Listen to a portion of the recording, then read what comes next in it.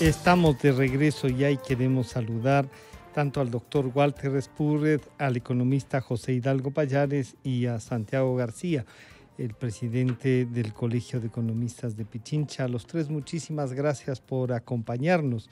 Bueno, en medio de la campaña electoral hemos tenido varias reflexiones sobre las propuestas de los candidatos, pero ya en el nivel de también lo que ha ido haciendo el ministro de Economía y el gobierno hasta mayo tienen la responsabilidad de conducirnos, aunque hay alguien que dice esperemos que no, que se puedan ir antes, pero el tema del comportamiento económico y qué le hace falta para seguir en un buen camino. Le saludo al señor doctor Walter Espúrred, bienvenido, buenos días. ¿La campaña ha alterado la economía? ¿Se siente que empeoró la difícil situación o un poco se ha logrado mantener al margen de esta disputa y de esta cantidad de ofertas económicas? Doctor Espúrred, bienvenido, buenos días. Buenos días, Francisco. Saludos a José, a Santiago. Yo no creo que la campaña haya incidido mayor cosa en la economía. Puede haber incidido en lo que se refiere a expectativas. En el sector privado, temor ante algunas de las propuestas del candidato Arauz, pero en general lo que ha primado sobre la economía es el que no se puede normalizar la economía por el que no está controlado el virus, algo que no solo pasa en Ecuador, pasa en el resto del mundo. Eso impide una recuperación. En segundo lugar,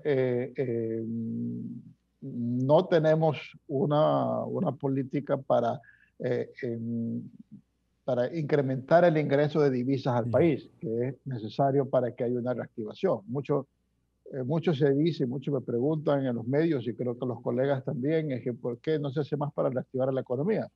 Es de que hay una conexión directa entre el dinero que existe en la economía para reactivarla y los ingresos de divisas. O sea, el país necesita tener un mayor ingreso de divisas.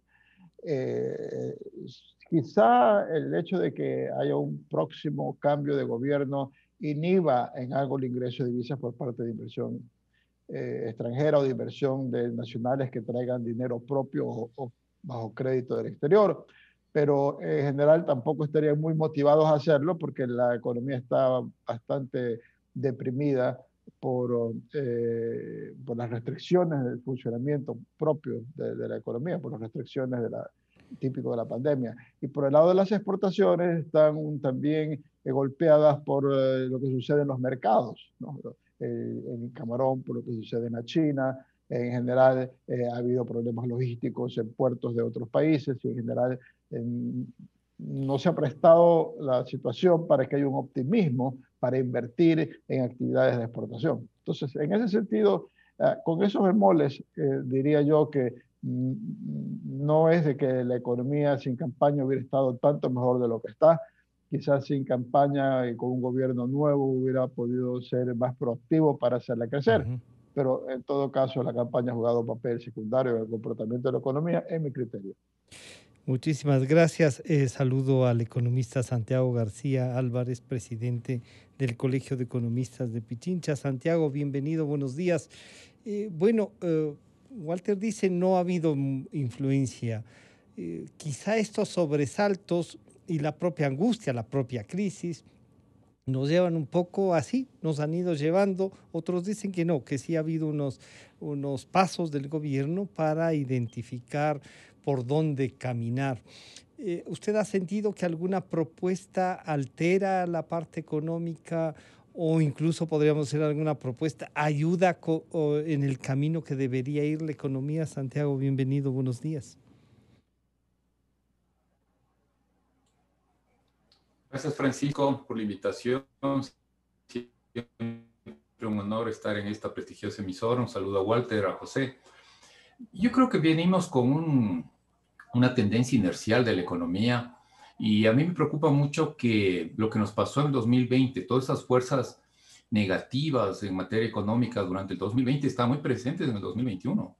Entonces, más que el impacto, el posible impacto de las elecciones, también hay, de alguna manera, una hojarasca ahí que no nos deja ver todo el campo económico en materia ya política por los 16 candidatos. Resulta bien difícil para los ecuatorianos de alguna manera tener claridad en cada una de las propuestas, pero creo que por ahí no va. Yo más bien coincido con Walter, hay una serie de elementos inerciales que nos están pegando muy fuerte a la economía. La economía global está caída y Ecuador tiene cerca del 40% de Producto Interno Bruto vinculado con el sector exterior, vía exportaciones, importaciones.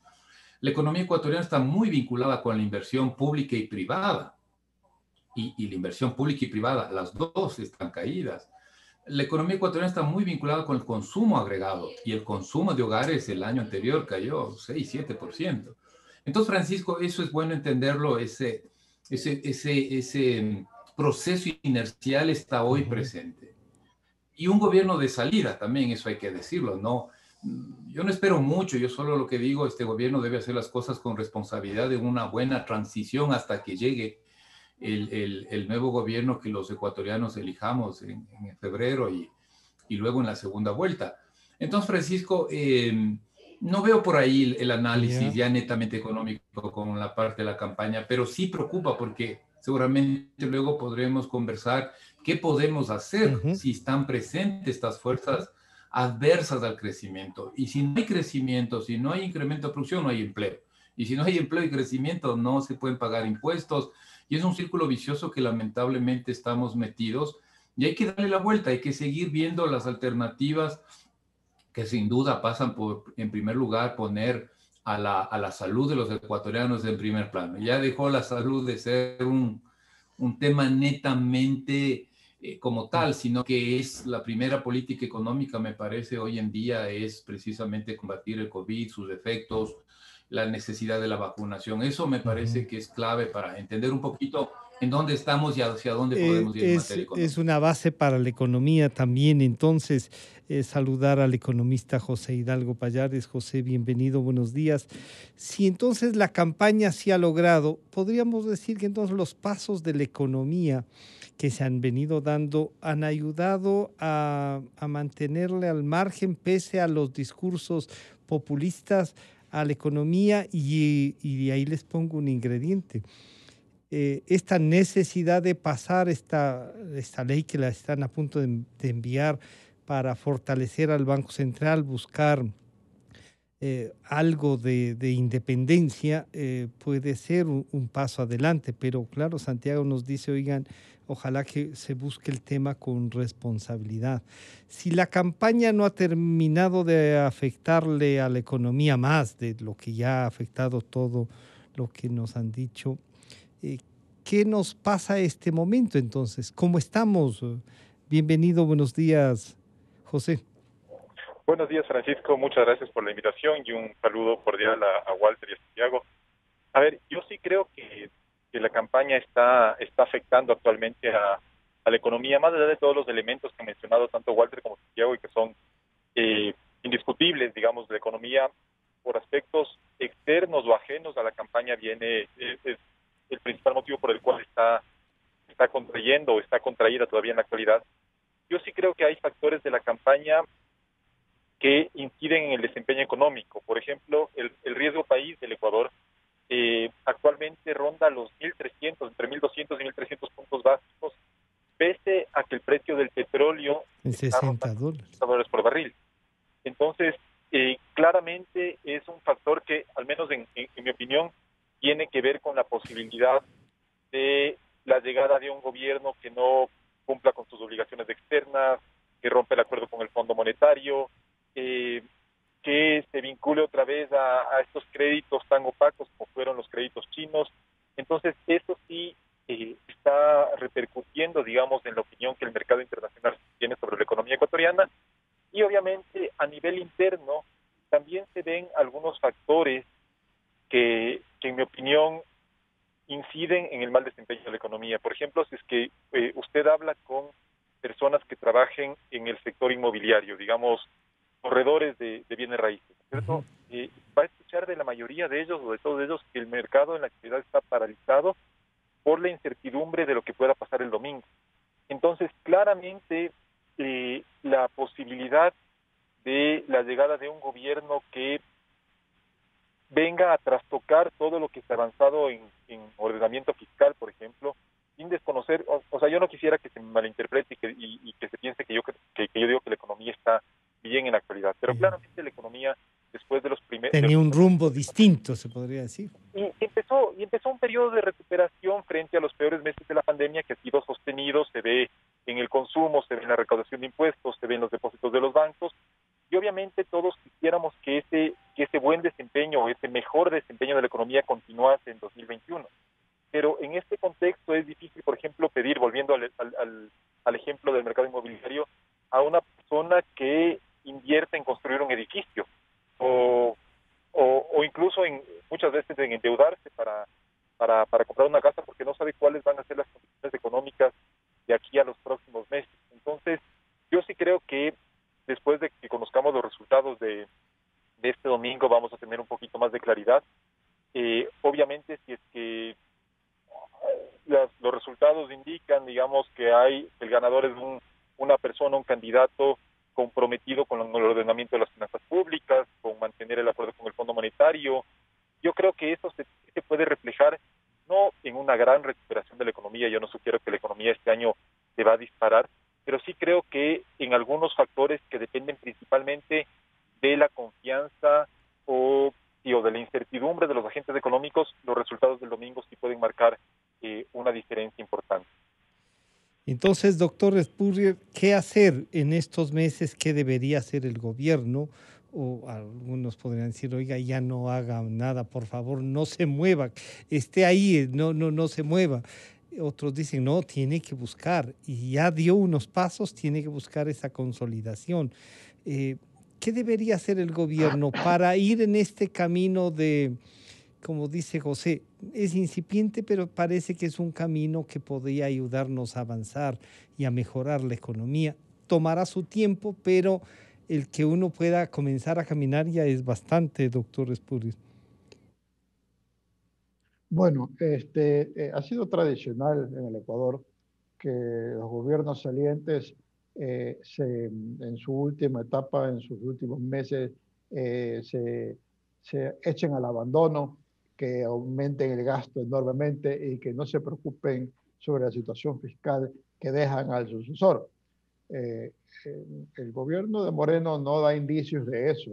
Sí, Y hace bien. Y lo que tiene que hacer es seguir tratando de entregar el poder en la mejor situación fiscal posible, que no esté aumentando el déficit, sino que esté disminuyendo.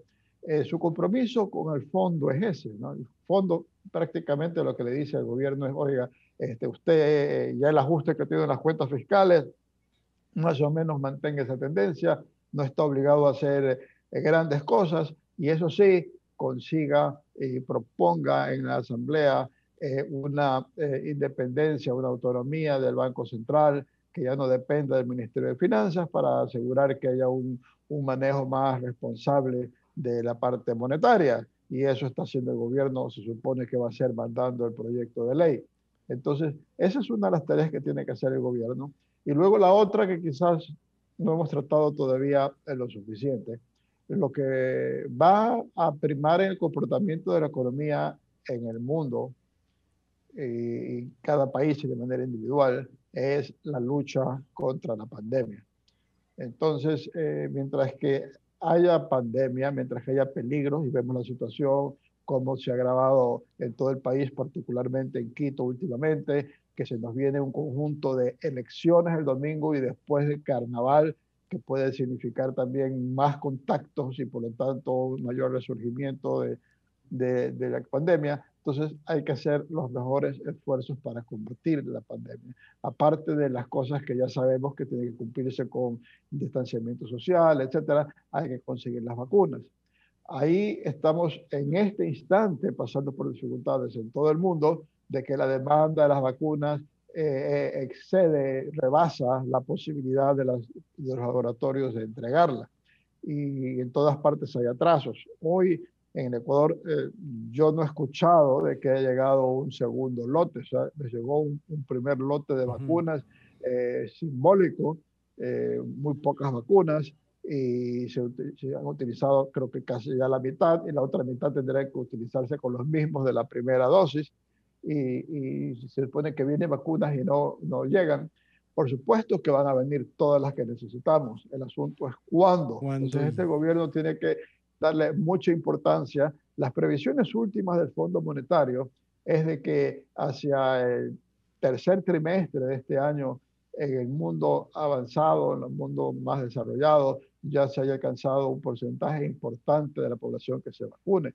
Nosotros nos ponen básicamente un segundo lote en que eso se va a lograr en el 2022. Hasta el 22, o sea que este año vamos a tener esa dificultad, y algunos países en África sobre todo están hablando que el 2023. Entonces las vacunas van a llegar, el gobierno tiene que ver de qué manera acelera la llegada de vacunas, de qué manera compromete la entrega de vacunas, contratar a algunas otras vacunas que de las otras compañías que recién van a salir con su oferta. Eso sí, tienen que ser vacunas que hayan pasado el control, bien sea de las autoridades sanitarias de Estados Unidos o de Europa, de la Unión Europea, porque si no hay riesgo. Para tener garantías. Yo pienso que claro. esencialmente esas son las tareas del gobierno actual. Y claro, entonces ahí, Santiago, la base de la economía va a ser la lucha contra la pandemia, y lo que usted decía, es indispensable entonces enfocarnos hacia eso. Se puede, económicamente hablando, todos nos han dicho son los estados, y parece que lo racional es que los estados sean los que distribuyan, los que controlen, y entre comillas los que no permitan el negocio y el robo. Aunque a veces nos encontramos que es justamente ahí en donde el negocio y el robo se ha desarrollado y han tenido su especialidad en estos últimos años con más fuerza. O sea, hay PhDs en eso. Pero entonces, ¿cómo luchamos? ¿Se puede hacer un acuerdo público-privado, un control mayor para ayudar? El desarrollo se ve de luchar con la pandemia, va de la mano este rato con intentar desarrollar la economía. Santiago.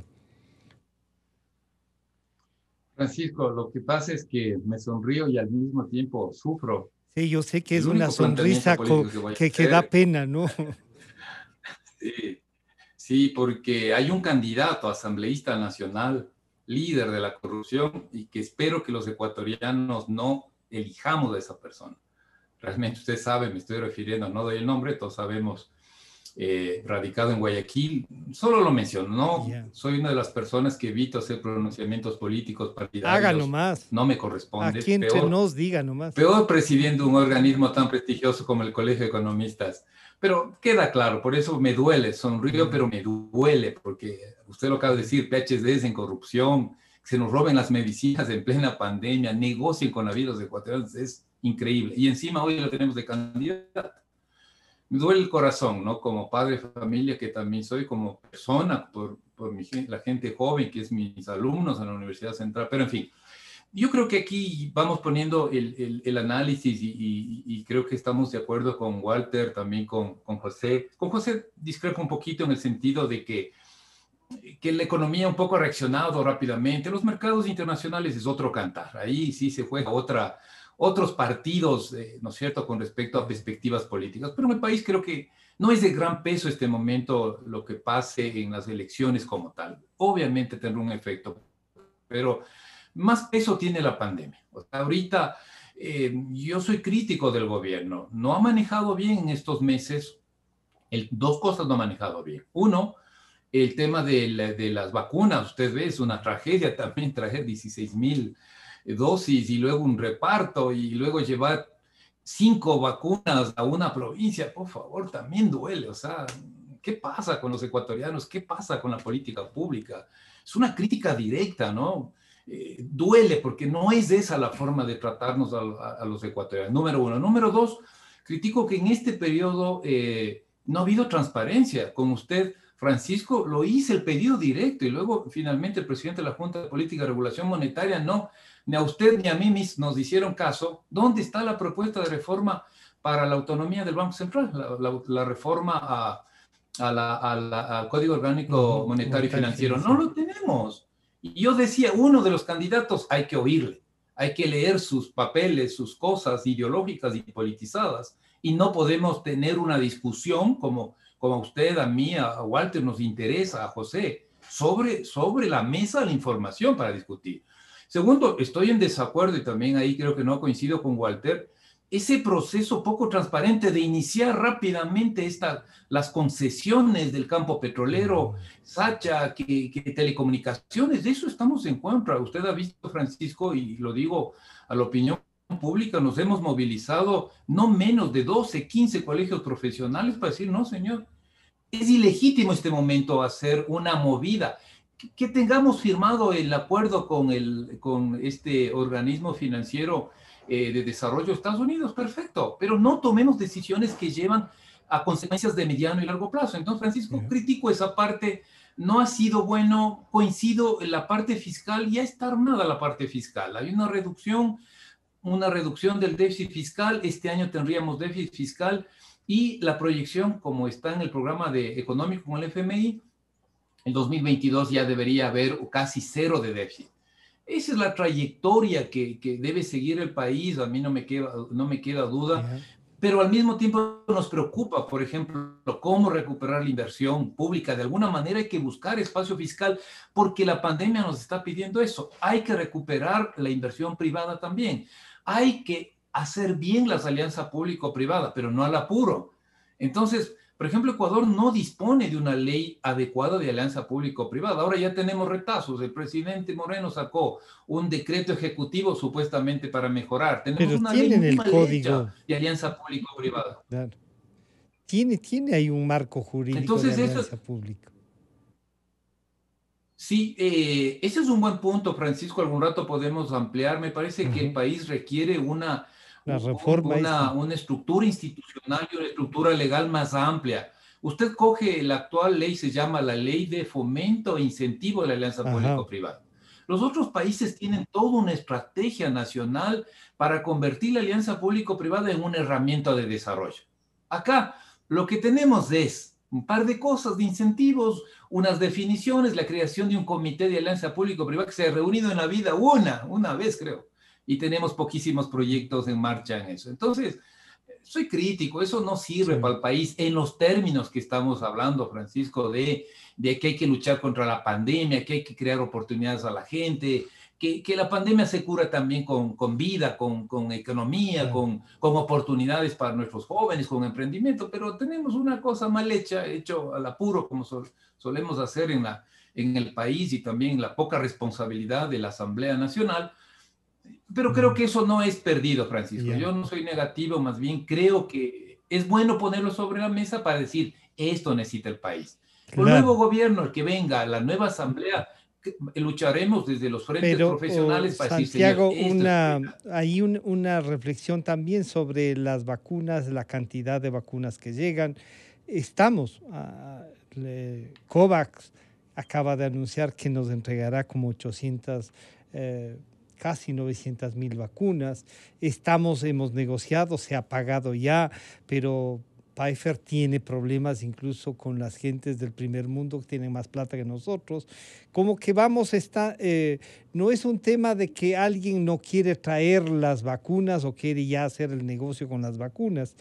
Esto es lo que hay también, no es un tema, como decir, alguien decía ya 4.4, no sé por dónde salió 4.4, además con exactitud ya me ofrecieron y tiene que salir un presidente a decirle, oiga, yo no tengo para los míos, tengo 200,000. Y ahí con seguridad, no en la Patagonia, en el Gran Buenos Aires le estarán diciendo, oiga, ¿cómo va a regalar 4 millones? ¿O cómo le va a garantizar si nosotros no tenemos sino 200,000 para los 40 millones, Santiago? ¿No hay también una falta de entender eso? Sí, por supuesto, Francisco, y usted está haciendo referencia al candidato. Me estoy guardando el nombre como usted se guardó del otro. y también escuché al candidato Lasso ofrecer 9 millones de vacunas. Yo creo que los políticos en nuestro país reaccionan abruptamente. Eso a mí no me queda duda, ¿no? Pero creo que es un tema súper delicado. No es tan fácil, y coincido con usted, Francisco, no es, pues, solo querer o no querer de parte del Ecuador. Tenemos un mercado, la Organización Mundial de la Salud lo está diciendo con claridad, tenemos un Hay que exceso, garantizar. ¿no es cierto?, de demanda sobre la oferta, y es un problema también técnico, es un problema y de poder político, ¿no? Y de cuestiones geoestratégicas. Así es este mundo, no nos gusta, no quisiésemos que fuese así. Pero Creo que en la segunda vuelta, una de las prioridades, Francisco, creo que ahí de consenso nacional deberíamos pedir en la segunda vuelta ya planteamientos más precisos. Mucho más, Es exacto. demasiado delicado el tema como para que haya improvisación. Entonces el uno ofrece una cosa, el otro ofrece. Pero bueno, Claro. pasado el mal trago de esta primera vuelta con 16 candidatos, la segunda vuelta creo que ahí vamos a ser más exigentes.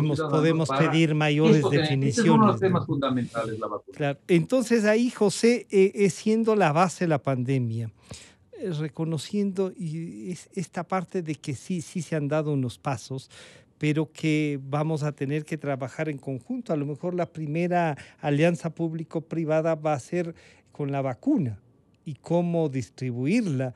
Yo he visto, y lo he comentado aquí, un plan público-privado encabezado por el Ministerio de Salud, con la ayuda de varios sectores privados, líneas aéreas, proveedores de hielo seco, puntos de reparto, de distribución, y eso me entusiasmó mucho. Se dañó con esto de las primeras vacunas llegadas y el uso de esas, se dañó lo que pudo haber sido quizá un gran proyecto. ¿Cuánto de esto de enfrentar entonces, a lo mejor, José, el gobierno debería empeñarse en enfrentar la pandemia? Lo que ya ha podido hacer en lo económico está hecho, y a lo mejor el proyecto de ley de lo del Banco Central, hacerlo, como dirían antes, socializarlo. Yo digo, poner en conocimiento, hacerlo transparente. Lo de socialización parece que hay que salir a repartir el proyecto y eso... No, ya nos pasa factura también el robo de esa palabra, José. Sí, Francisco, sí, claramente es importante que los ecuatorianos conozcamos este proyecto de ley. Yo creo que, en principio, lo que hemos podido escuchar en el sentido de que se busca dar algo más de independencia al Banco Central es un paso importante. Creo que es fundamental para dar un sostén fuerte a la dolarización, que el Banco Central no pueda seguir actuando como prestamista del gobierno. Aquí, en este punto, si me permite la dirección, Francisco, yo sí creo que es importantísimo aclarar además que esta comparación de que el Banco Central es como cualquier banco es absolutamente improcedente. El Banco Central no cumple ninguno de los requisitos que tiene que cumplir cualquier banco comercial para poder otorgar crédito, no tiene una calificación de riesgo, no tiene provisiones, no tiene un nivel de patrimonio técnico adecuado. Bueno, nadie sabe cuál es el nivel de patrimonio técnico del Banco Central. Entonces, decir que el Banco Central puede actuar como un banco comercial más y que por eso se llama banco, es realmente, creo yo, querer tomar el pelo a los ecuatorianos, y en este contexto, entonces, una ley que permita que el Banco Central no actúe como un banco comercial, que no lo es, no que actúe como un banco de reserva, que sea el garante de la dolarización, me parece un paso importante, pero claramente también es importante que conozcamos lo que contiene ese proyecto de ley. Luego, sí, tal vez me di a entender mal respecto al desacuerdo que Santiago muestra conmigo. Yo también creo que la pandemia es el principal determinante del nivel de actividad en la actualidad, no solo en el Ecuador, sino a nivel internacional. Eso está claro. El Ecuador no es un caso aislado, es decir, la contracción en torno al 8% que seguramente habremos tenido el año pasado, todavía no se conocen las cifras oficiales, no fue un caso excepcional en el mundo, sino que fue un país más de los tantos cuya economía se contrajo como consecuencia de la pandemia, el confinamiento y demás. Pero yo sí insisto y sí creo que lamentablemente el contexto político, sin ser el principal factor determinante en el desempeño de la economía, está incidiendo, y creo que va a incidir en los próximos meses. A ver, todos, creo yo, en este panel coincidimos en que va a haber una segunda vuelta, o que lo más probable es que haya una segunda vuelta. Pero si es una segunda vuelta con dos modelos económicos radicalmente opuestos. Uno que favorece a un gasto público no sostenible, que pone en duda la viabilidad o la sostenibilidad de la dolarización, que no genera confianza respecto a su compromiso con el Fondo Monetario. Y otro modelo que obviamente con sus debilidades y sus errores, pero al menos en lo fiscal, en el compromiso con el Fondo Monetario y en su respeto a la iniciativa privada se muestra muy distinto que su contrincante. Entonces, la incertidumbre se va a mantener todavía durante algunos meses y esto va a incidir. Santiago mencionaba la importancia de recuperar la inversión pública y la privada. Bueno, la inversión pública en la actualidad hay que ver de dónde sacamos la plata para poder cubrir los gastos básicos del gobierno, de salud, de educación, de seguridad. Creo yo, lamentablemente, sin desconocer que la inversión pública sea importante, creo que es un gasto que de momento queda relegado a un segundo lugar. Pero respecto a la inversión privada, claramente es un tema que depende fundamentalmente de la confianza de los inversionistas. Y la confianza de los inversionistas va a ser si es que gana un presidente o si es que llega a la presidencia una persona que ha llegado a hablar de una desdolarización amigable, y otra, si es que llega a la presidencia una persona que se muestra mucho más comprometida con la defensa de la dolarización. Entonces sí creo que en los próximos meses, más allá de que lo principal va a ser poder conseguir las vacunas, poder seguir combatiendo la pandemia, mantener obviamente las normas de distanciamiento social que impidan una tercera ola, digamos, porque ya estamos en la segunda.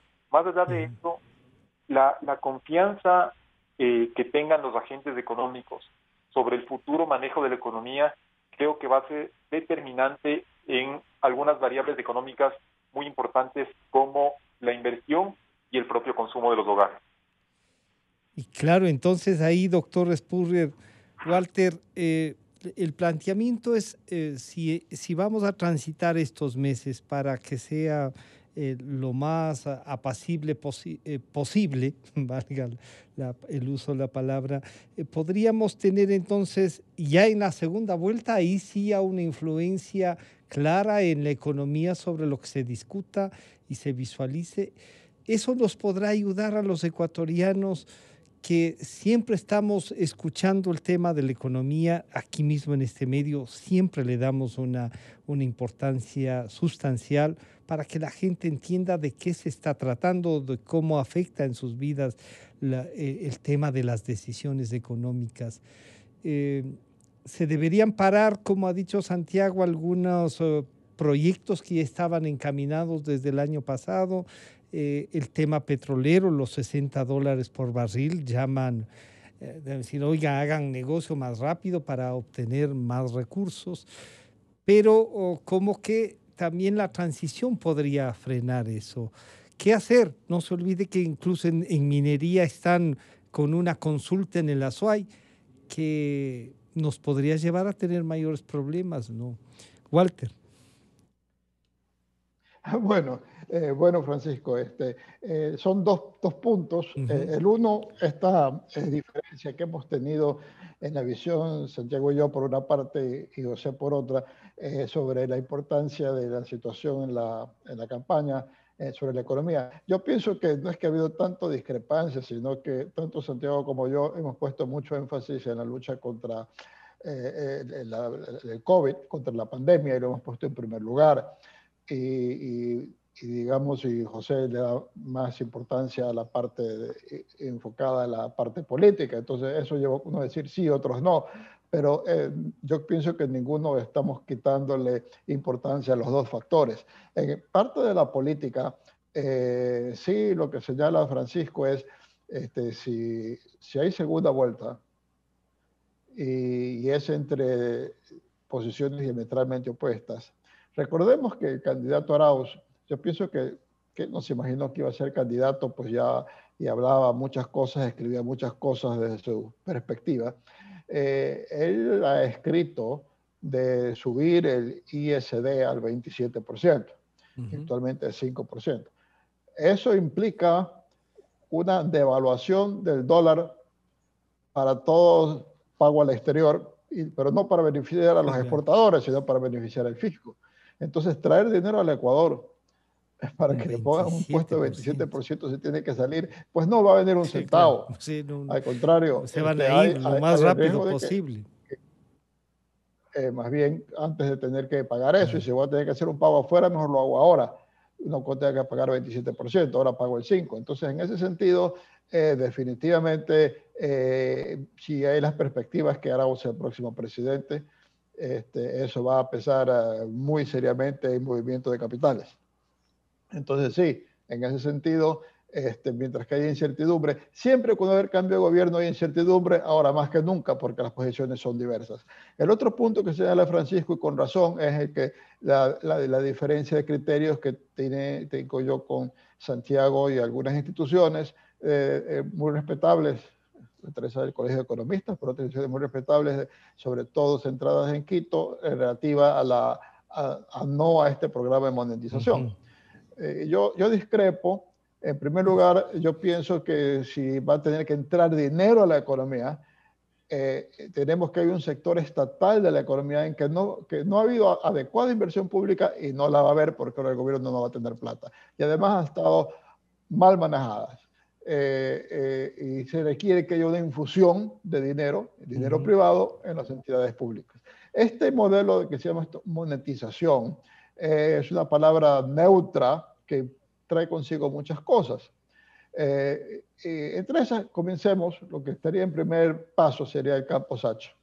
Dice, recordemos que quien inició este proceso fue Correa, fue el presidente Correa. Él, utilizando el mecanismo de contrato de servicios específicos, contrató con firmas internacionales respetables el campo Shushufindi y el campo Auca, que son dos de los tres campos importantes tradicionales. Pues con Sacha sería lo mismo.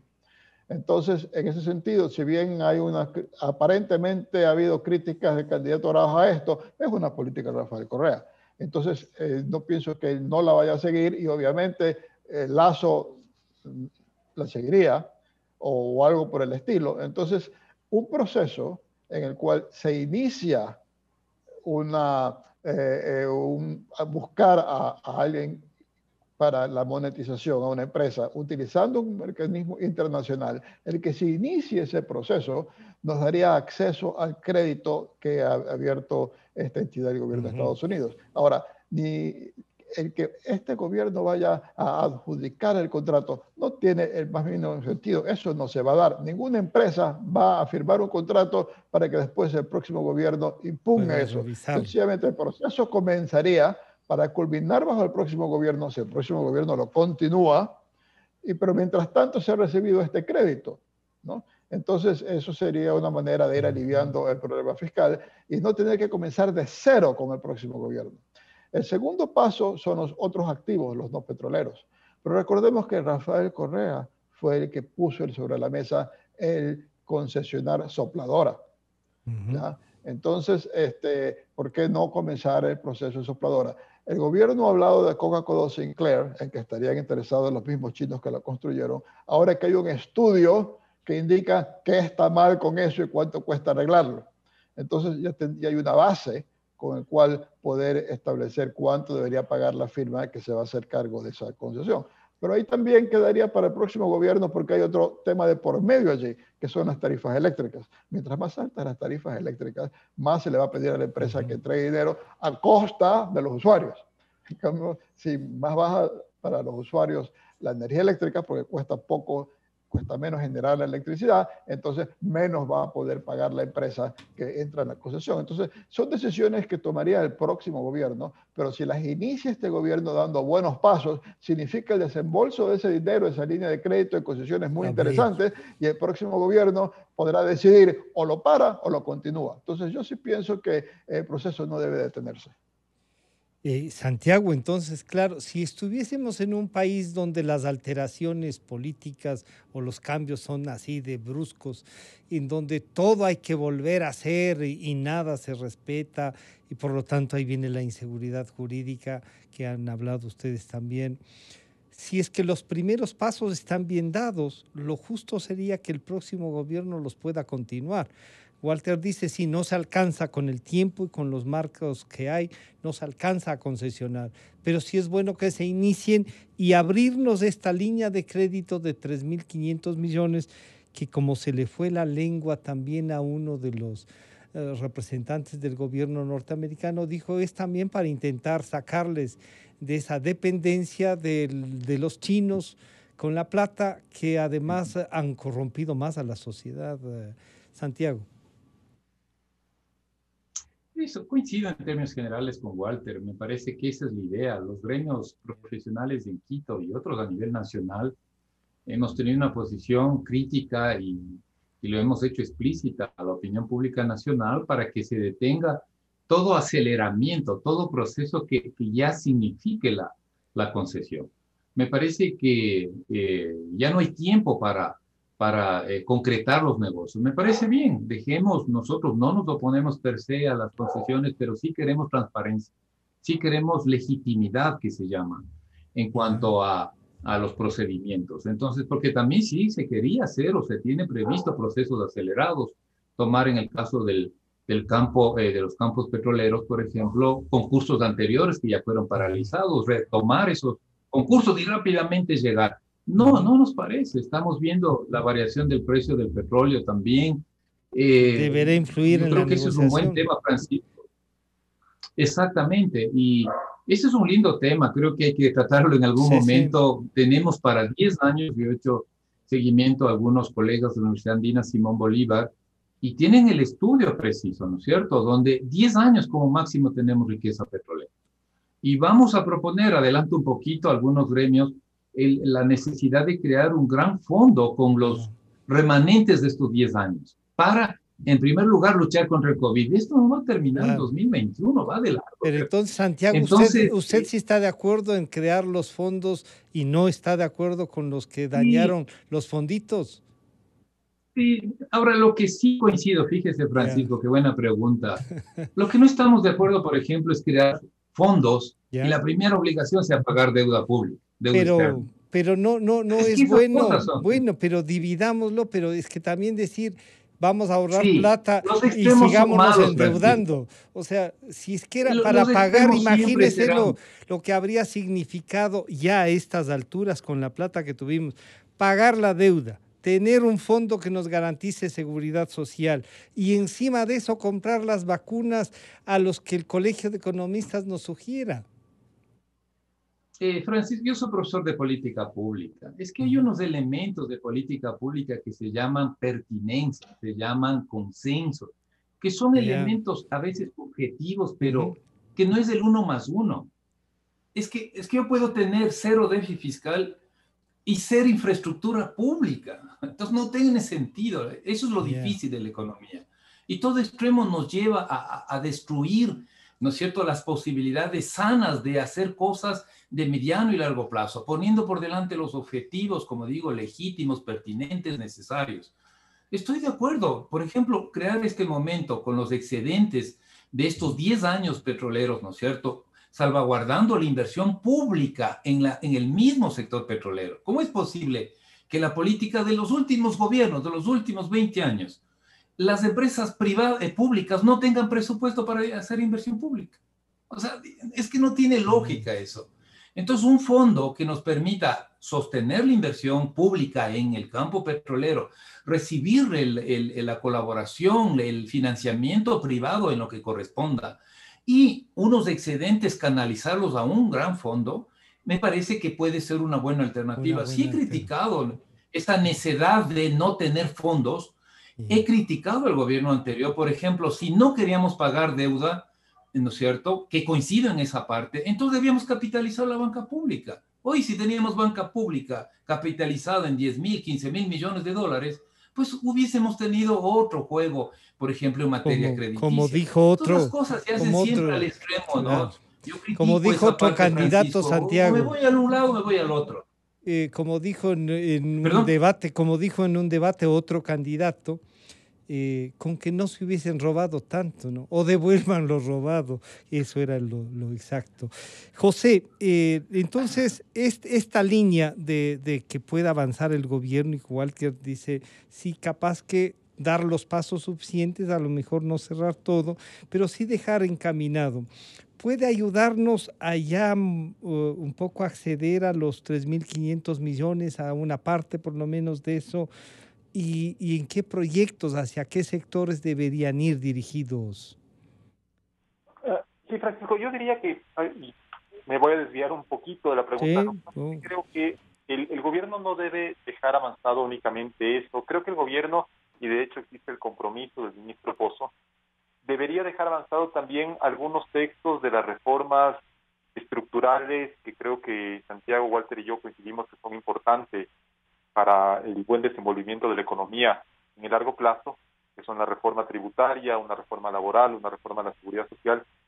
Y dejar avanzados esos textos no significa necesariamente que el próximo gobierno los vaya a presentar a la Asamblea sin corregir una coma, pero sí es importante avanzar en este proceso de diálogo, tener algunas opiniones fundamentadas sobre los aspectos o los puntos que deberían contener esas reformas, a fin de que el próximo gobierno no llegue a empezar desde cero ese trabajo. Entonces, así como un avance en los procesos de concesión puede ser importante sin que eso signifique que el próximo gobierno tenga que necesariamente continuar con ellos si es que no está de acuerdo, creo que en otros aspectos también es importantísimo dejar ya sentados ciertas bases. Creo que, por ejemplo, en el tema tributario debería haber coincidencia en el sentido de que el Ecuador no puede poner en orden sus finanzas públicas únicamente por el lado del recorte del gasto, que es algo que se necesita hacer, que el gobierno ya lo ha venido haciendo en los últimos meses o en el último par de años, pero claramente se mantiene un déficit sumamente amplio que demanda también el incremento en los ingresos del Estado. ¿Cómo incrementar esos ingresos? Habrá personas que, por ejemplo, o como yo, digamos, que nos mostremos más favorables a un incremento del IVA.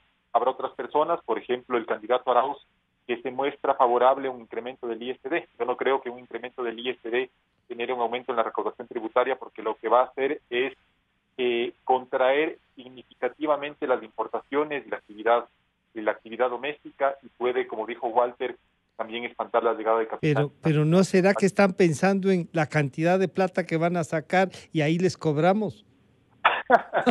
Sí, o sea, piensa mal y...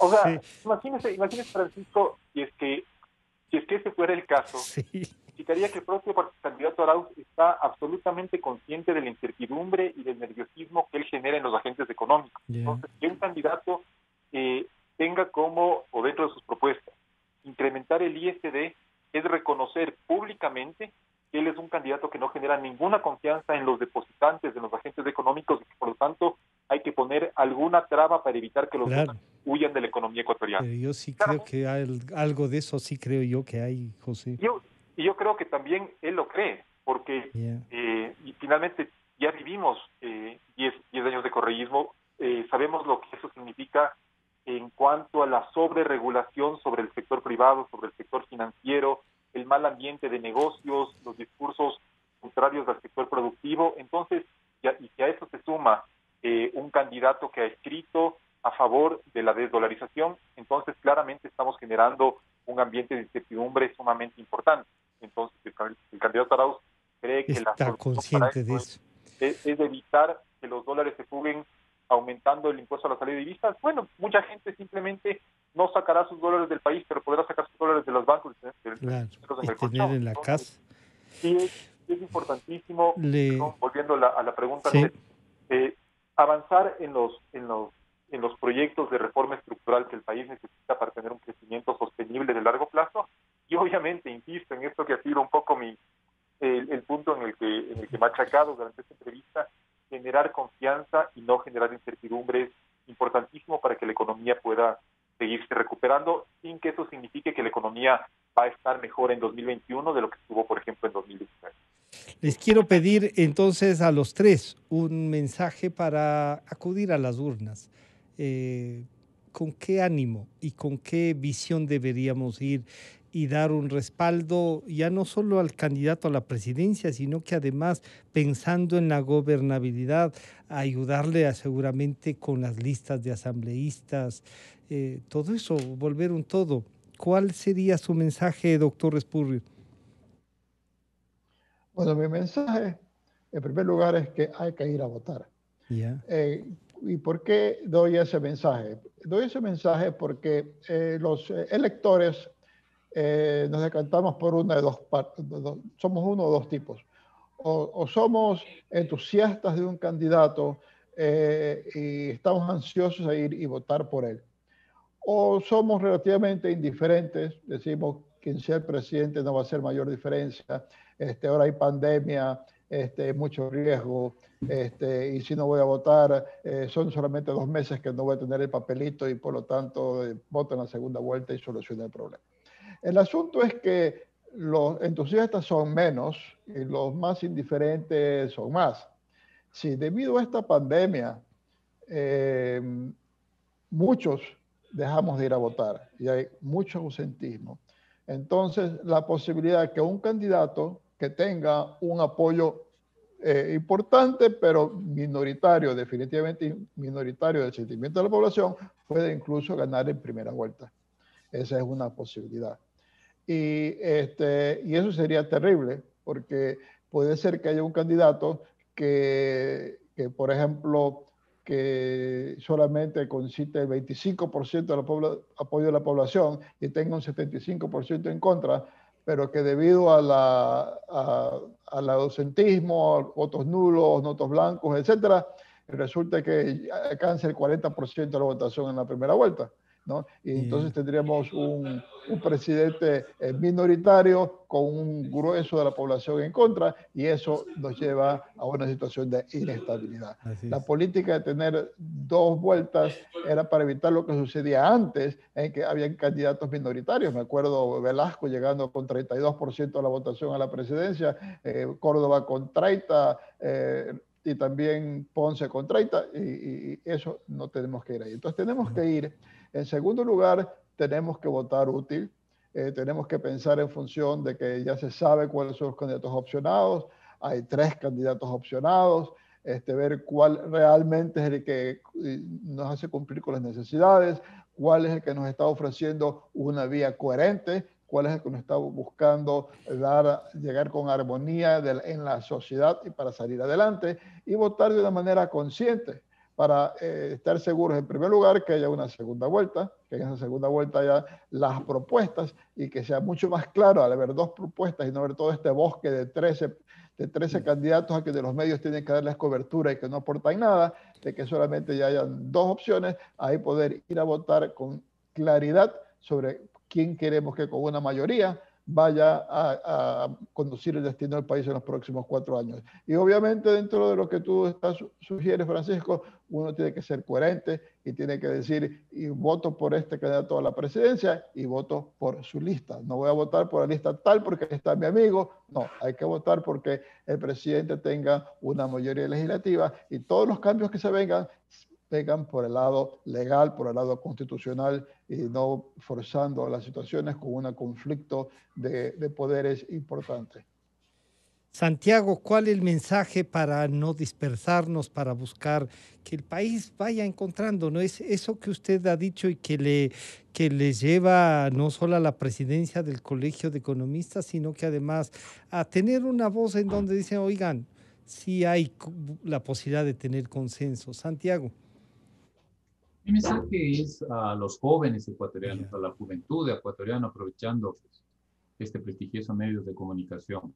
No hay que perder la fe en el país, no hay que perder la fe en la democracia. Tenemos que, mensaje, como digo, a hombres, mujeres, jóvenes, para participar en esta primera vuelta. Me parece que eso es clave, es fundamental. Las cosas son muy difíciles y duras lo que nos estamos viviendo el Ecuador en esta pandemia. Hemos sido una de las sociedades más golpeadas en América Latina. Pero precisamente eso no nos debe desanimar, más bien nos debe animar a que requerimos participación, a que necesitamos movilización social.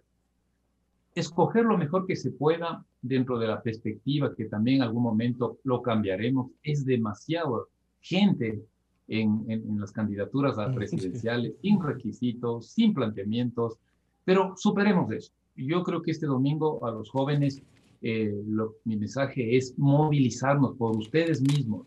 La gente adulta quizás de una u otra forma hemos hecho la vida, pero ustedes en esta pandemia quizás son los más golpeados. Por eso hago esa invitación, Francisco, y a todos los jóvenes a participar, ir a votaciones, tomar todas las precauciones del caso, pero debe estar la juventud ecuatoriana presente el domingo. Ya veremos la segunda vuelta quitada, decía yo, esa hojarasca, Sí. ese mal trago que hay que tomarnos, ni modo, hay que hacerlo. A veces se toma uno de mal sabor algún licor o alguna bebida. Ese es un mal trago a los ecuatorianos. Lo cambiaremos en algún momento desde la ciudadanía. Pero sin participación no se construye sociedad, no se construye alternativas para, como digo, sobre todo para los jóvenes. José, el mensaje final para este domingo 7, tomando en cuenta todo lo que ustedes han analizado, ¿cuál sería, José? Gracias, Francisco. Sí, coincidiendo con Walter y Santiago, primero llamar a que la ciudadanía participe, que no deje una decisión tan importante en manos de los demás, sino que participe en esta decisión que puede marcar el futuro próximo del país de una manera muy importante. Luego yo diría que los votantes tengan, desde el punto de vista económico, claro que no hay salida a la crisis fácil. No va a haber salida fácil a esta crisis que estamos atravesando, y las promesas que muchas veces suenan bien de regalar dinero, de volver a ampliar el sector público y demás, no son viables en un contexto de escasez fiscal y en un esquema de dolarización, y por lo tanto implicaría un sacrificio por algún otro lado. También diría en general a los votantes que, y en esto vamos a estar de acuerdo todos, que no hay candidato perfecto. Claramente no hay candidato perfecto. A cualquiera le podemos encontrar muchos defectos, pero más allá del tema económico del cual hemos venido hablando en esta entrevista, yo sí creo que en estas elecciones lo que se juega, más allá del modelo económico, del futuro económico, que obviamente marca la calidad de vida de las personas, es también la sostenibilidad del modelo democrático. Entonces sí creo que en ese contexto los votantes tienen que tener en cuenta, por ejemplo, cuáles son los candidatos que se muestran cercanos a la dictadura de Venezuela, que nunca la han condenado, que creen que es el sistema, uno de los mejores sistemas democráticos del mundo, tal vez no directamente el candidato, pero sí Su mentor. sus mentores, exacto. Y quienes en cambio se muestran más decididos a defender la democracia, a aceptar críticas, a aceptar el rol de la prensa en el país. Y entonces creo que, más allá de las diferencias enormes que va a haber en cuanto al manejo de la economía, creo que una diferencia incluso más importante es qué candidato nos garantiza poder seguir viviendo en democracia, poder seguir criticando, y qué candidato en cambio nos genera la sensación de que en caso de llegar a la presidencia va a tratar de coartar cualquier espacio de crisis. Y por varios años, por lo que nos han anticipado. Yo les quiero agradecer a los tres, no solo por participar, por decirnos sus ideas, sino además por jugárselas, ¿no? Porque en un país donde no hay ideas, que exista gente capaz de proponerlas y públicamente, con lo cual se ganan algunos, no digamos enemigos, pero sí algunas tachas. Y ustedes se corren el riesgo y eso hay que agradecer, como opinión pública hay que agradecer. Así es que muchísimas gracias al doctor Walter Respurrier, al economista Santiago García y al economista José Hidalgo Pallares. Un gusto saludarles. Buenos días. Votar